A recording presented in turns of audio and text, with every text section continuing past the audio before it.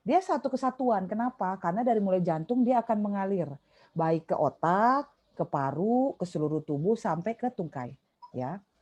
Nah, kita mulai dari akut iskemia atau iskemi tungkai. Dia itu keadaan menurunnya aliran darah perfusi ke tungkai. Kenapa? Bisa karena macam-macam. Bisa karena emboli, bisa karena trombus, bisa karena plak, ya. Ada yang tahu apa bedanya emboli sama trombus? Ayo, yang bisa jawab silakan.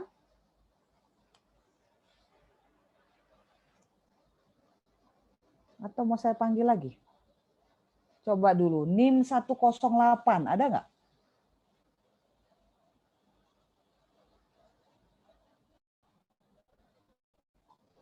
Siapa yang nomor induk mahasiswanya 108? Ketahuan deh. Ada mahasiswa yang nomor induknya 108? Kalau nggak ada, M. Ari Irawan, silahkan. Hadir, Dok. Ya, apa bedanya emboli sama trombus? Mungkin kalau emboli dia pembuluh darahnya tersumbat ya, dokter. Bukan itu. Hampir betul. Ayo, siapa teman yang bisa bantu? Fitriza Widya Putri.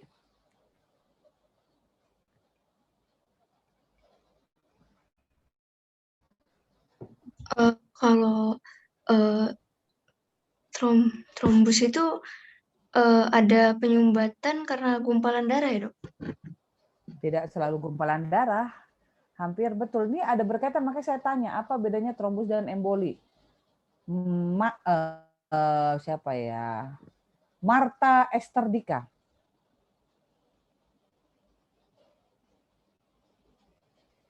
Ada, Dok.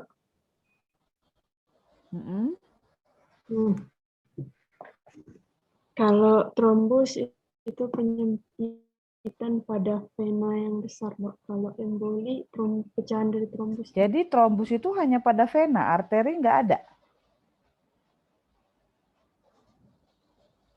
Ayo, siapa yang bantu? Muhammad Alfian. Iya, Dok.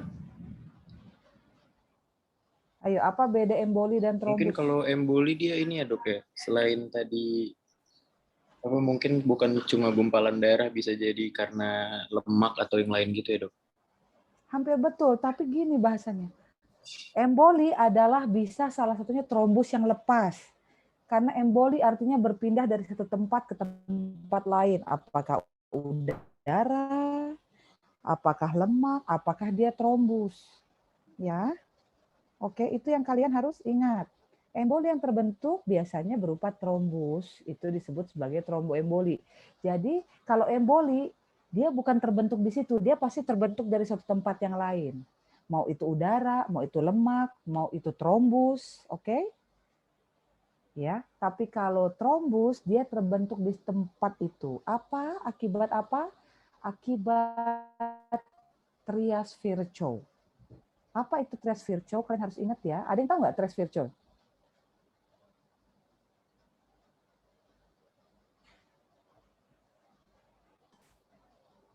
Ada yang tahu? Faza Ulia Putri tahu? Saya kurang tahu, Dok. Kurang tahu. Oke. Deborah Luana? Iya, dokter. Tahu nggak trias Virchow itu apa? Trias Virchow itu seingat saya, Dok, ada hiperkoagulabilitas, hiperkoagulabilitas, kerusakan endotel, dan juga statis daripada aliran darah, Dok. Cara gampang menghafalnya, trombus itu terjadi akibat gangguan hemostasis. Penyebabnya ada 3. Kan namanya trias Virchow, maka kamu ingat V supaya gampang. V pertama adalah viscosity. Kekentalan darah itulah tadi hiperkoagulabilitas. Jika darah terlalu kental, maka akan terbentuk trombus. V kedua adalah velocity. Aliran darah itulah tadi stasis. Kapan terjadi stasis? Misalnya pada atrial fibrilasi.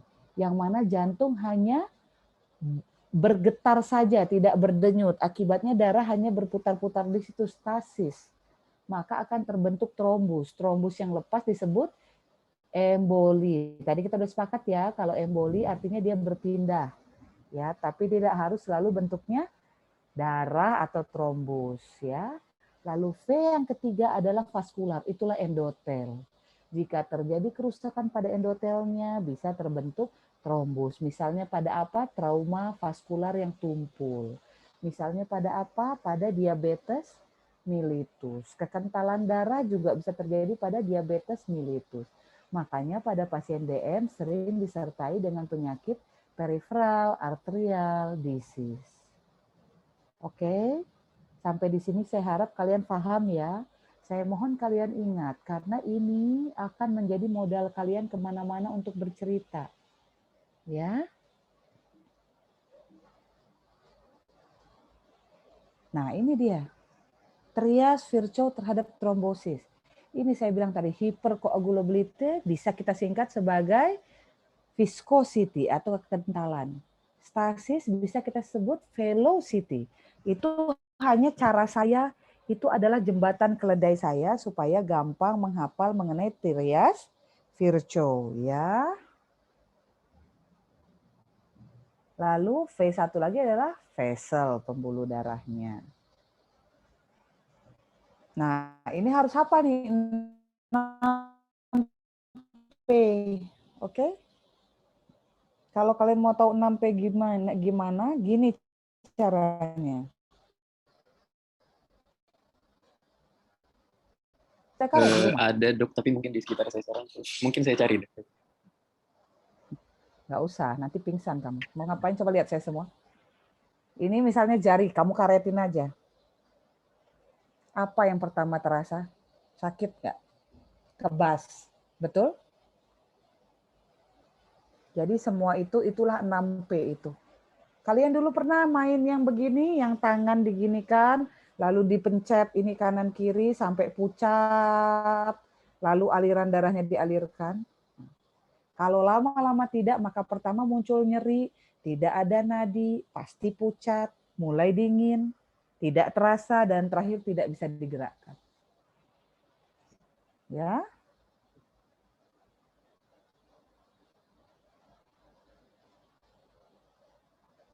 Nah, ini akut limb iskemik. Kalau ada kaki seperti ini, segera raba. Di mananya? Di tibialis posterior dan dorsalis pedis. Di mana raba tibialis posterior? Di belakang malleolus, sisi medial. Ya. Begitu juga di sini. Kalau di sini tidak teraba, naik ke atas ke poplitea. Kalau tidak teraba, naik ke atas ke femoralis. Jangan-jangan ada sumbatan di situ, trombus. Ya. Gejala klinisnya secara mendadak tidak dijumpai claudicatio. Apa itu claudicatio? Claudicatio intermittent itu terjadi pada chronic limb ischemic, yaitu pada saat berjalan dia nyeri atau kebas, pada saat istirahat dia rasa lebih enak, ya. Ada klasifikasinya, klasifikasi Fontaine, klasifikasi Rutherford. Silahkan kalau Anda mau tahu, Anda cari tahu sendiri ya. Terus ada pemeriksaan penunjangnya bisa dengan arteriografi, CT angiografi, USG Doppler, dan MRA.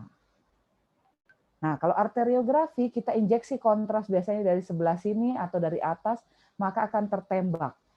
Tapi kalau arteriografi keuntungannya adalah kalau di bagian bawahnya ini masih ada aliran, maka kemungkinan besar kalau di sini tiba-tiba nanti masih ada aliran, maka kita bisa melakukan tindakan intervensi menggunakan balon dengan harapan ini masih lembut bisa ditembus.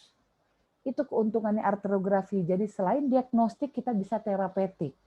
Tapi kalau keuntungannya CT angiografi bisa melihat lebih jelas secara anatomi, ya.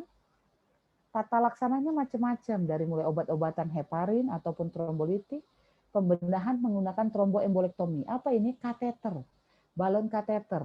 Fogarty ini merek dagang ya. Sebetulnya namanya tromboembolektomi kateter. Gimana bentuknya? Kayak begini. Di ujungnya ada balon yang diisi sesuai dengan ukuran di sini. Misalnya Misalnya di sini dinyatakan ukuran balon ini adalah 0,2 cc, berarti balonnya untuk kembang 0,2 cc.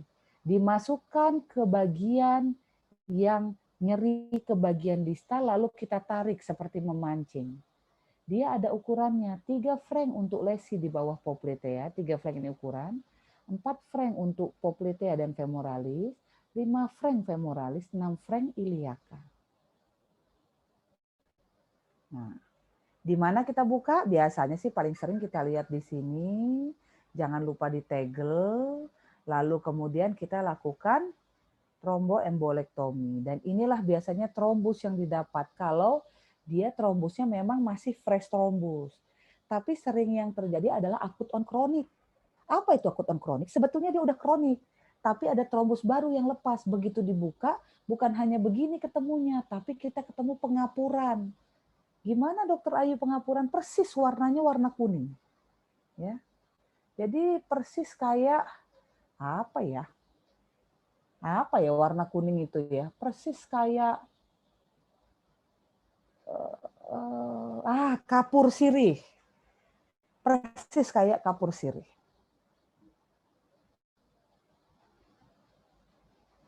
Nah, Berger disease. Apa itu Berger disease?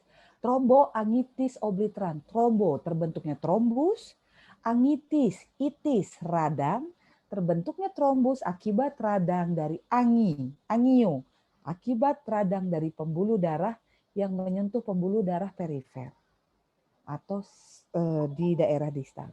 Penyebabnya biasanya laki-laki usia muda perokok. Lalu ada pasien saya bertanya kepada saya, dokter saya merokok kaki saya hitam. Kakek saya merokok kakinya nggak hitam, dia bisa hidup sampai 80 tahun. Maka jawaban Anda adalah tiap-tiap orang berbeda secara genetiknya. Ya. Dia tidak ada tindakan operasi yang spesifik nih. Karena dia radang dari pembuluh darah, jadi radang yang harus diredakan. Lalu nanti kita lihat kalau jarinya yang menghitam harus kita buang. Kalau sudah sampai di atas mata kaki harus amputasi. Tapi ada beberapa ahli menyatakan bisa juga dengan cara memutuskan sarafnya. Saraf apa? Ingat, di dinding arteri ada persarafan simpatis parasimpatis. Betul, secara anatomi harusnya kalian sudah belajar. Maka dilakukan namanya lumbal simpatektomi.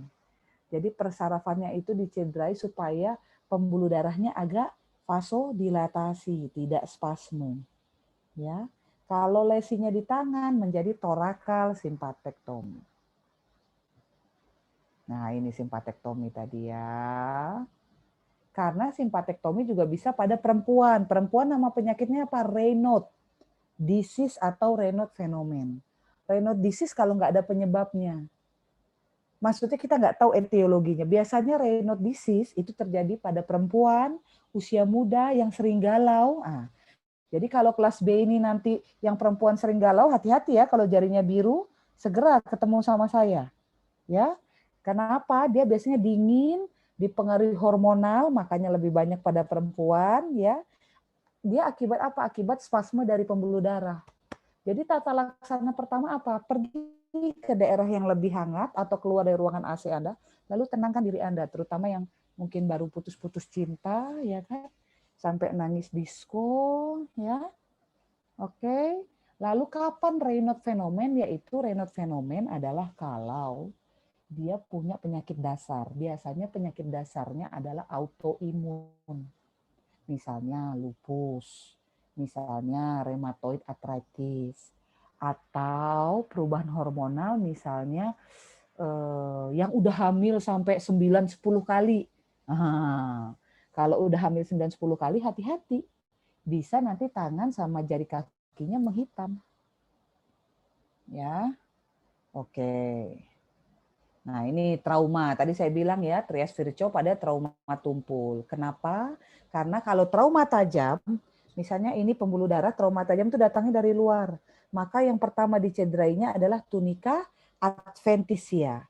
baru ke tunika media, baru ke tunika intima. Sedangkan kalau trauma tumpul dari tunika intima dulu karena dia benturannya dari luar, dalam dulu yang robek. Siapa di sini yang latihan karate? Pasti tahu kalau kita mecahkan balok bukan balok, triplek, misalnya kita pukul dari sini biasanya yang hancur duluan yang sisi sini. Ya. Jadi dari tunika intima ke media, baru terakhir ke adventitia. Ya, ada ruptur yang komplit, ada yang inkomplit. Nah, kan ya bisa terjadi trombosis. Kenapa? Karena rusaknya lapisan intima yang robek. Nah, ini tadi yang saya bilang, kalau trauma tajam dari luar ke dalam. Kalau trauma tumpul dari dalam dulu, astagfirullahaladzim, keluar. Paling penting buat saya, kalau ada trauma vaskular, bukan Anda belajar canggih-canggih. Ankle brachial index, apa segala macam. Pertama, gunakan apa yang ada di tubuh Anda. Itulah alasan kenapa kalau masuk ke kedokteran, fisiknya harus bagus. Tangannya harus bagus, pendengaran harus bagus, penglihatan tidak boleh buta warna, apa. Gunakan fisik diagnostik Anda, raba. Ada nggak alirannya? Lalu temukan ini, heart sign. Kalau ada satu dari titik-titik sebanyak 5 ini, maka itu sudah pasti trauma vaskular. Jangan ragu untuk merujuk. Apa itu? Perdarahan yang pulsatile, hematom yang meluas, teraba tril. Tril itu gimana sih Dokter Ayu? Tril itu kayak setrum. Ya. Jadi kalau aliran darah misalnya, kalian pernah kan fisik diagnostik vaskular pakai 3 jari sejajar dengan pembuluh darah, yang paling ujung tekan, yang tengah sedang, lalu yang terakhir hanya sentuhkan. Karena kalau kalian pencet 3-3-nya keras tidak terasa denyutan Anda. Anda boleh coba. Kalau Anda pencet 3-3-nya keras, Anda tidak bisa terasa. Tapi kalau Anda tekan paling distalnya, Anda yang tengah kekuatannya setengah, yang ujung hanya sedikit aja Anda tempelkan, Anda akan terasa denyutannya. Ya. Kalau ini namanya denyutan, pulsasi. Trill seperti apa? Maka seperti tersengat listrik, ada seperti setrum, deret, deret, deret. Nah. Atau berui, ya, atau adanya tadi 6P. Maka satu saja ketemu itu sudah kita curigai adanya trauma vaskular. Oke. Ini harus hafal di luar kepala. Nah, ini baru pemeriksaan penunjang, ankle brachial index, arteriografi, CTA, plebografi, USG Doppler. Tapi kan ini ceritanya sudah sangat canggih ya. Anda kan nanti sebagai dokter umum dulu, tidak langsung menjadi dokter spesialis. Maka saya harapkan Anda dalam melakukan anamnesis, fisik diagnostik, dan tata laksana secara adekuat. Kalau trauma menurut ATLS, jangan lupa, jangan loncat, jangan circulation dulu. Kalau ATLS nggak boleh begitu, dia tetap harus airway, breathing, circulation. Ya, oke. Heart sign langsung, lihat sini ya. Pasien suspected vascular injury, resusitasi. Tadi tetap ABCDE, heart sign langsung surgical exploration. Kalau soft sign, observasi dulu. Boleh dilakukan tata laksana penunjang.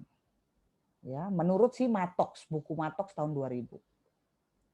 Oke.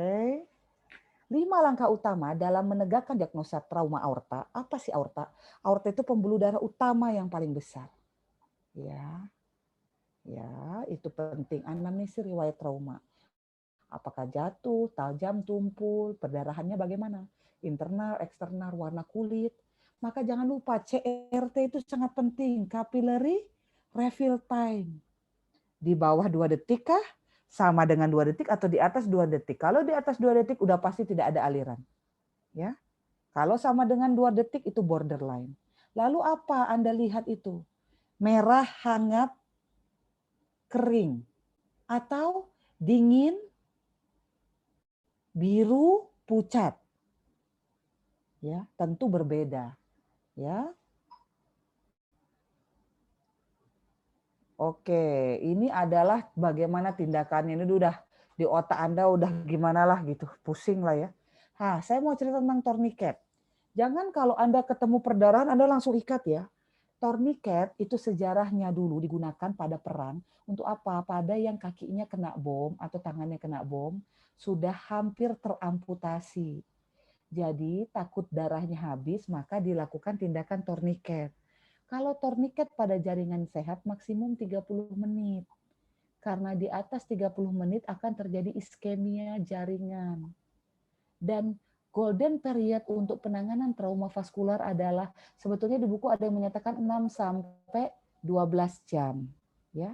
Ada yang menyatakan 6 sampai 12 jam, tetapi sebetulnya itu dilaksanakan kalau bisa di bawah 6 jam. Ya.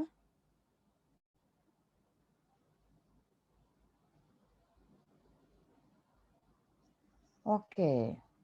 Nah, ini dia macam-macam jahitan. Bisa jahit primer, bisa jahit continuous, bisa pasang patch, ya, bisa end-to-end anastomosis, oke. Dan gunakan klem yang harus sesuai. Nanti kalau ternyata Anda di tempat Anda nggak punya klem, apa yang harus dilakukan? Klem Anda pasangin blood set, infus set, sehingga tidak trauma untuk menjepit pembuluh darah. Oke, ya ini kalau ini udah jelas lah ya. Tuh, ada iskemik lebih dari 6 sampai 8 jam. Ini fraktur grade 3C ini menurut Gustilo Anderson ya. Kalau kalian buka buku ortopedi ada dia Gustilo Anderson, dia sudah cederanya otot, saraf semua, atau sudah teramputasi lekap, atau sudah kadar freak foot, maksudnya kakinya udah hitam, udah kering, ya udah berbau busuk, nggak ada pilihan, harus amputasi. Jangan Anda karena dokter Anda tidak realistis, lalu Anda pikir itu keluarga Anda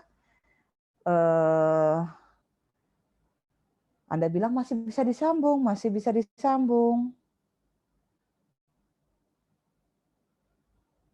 Oke, berikutnya selesai. Maka mudah-mudahan dalam 1 jam sudah selesai dua-duanya. Ada yang mau ditanyakan sama saya? Silahkan.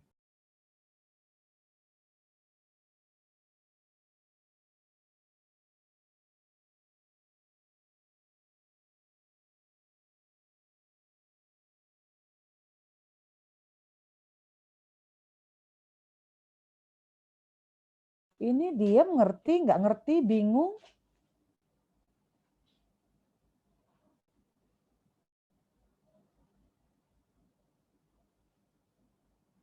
Tidak ada yang mau ditanyakan sama sekali?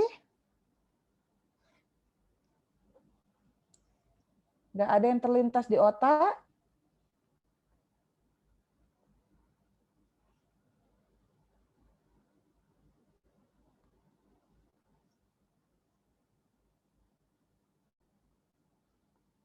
Tidak ada? Ketua kelas, yuhu. Ya dok. Bagaimana teman-temannya ngantuk atau gimana nih? Atau terkesima atau takut atau nggak ngerti?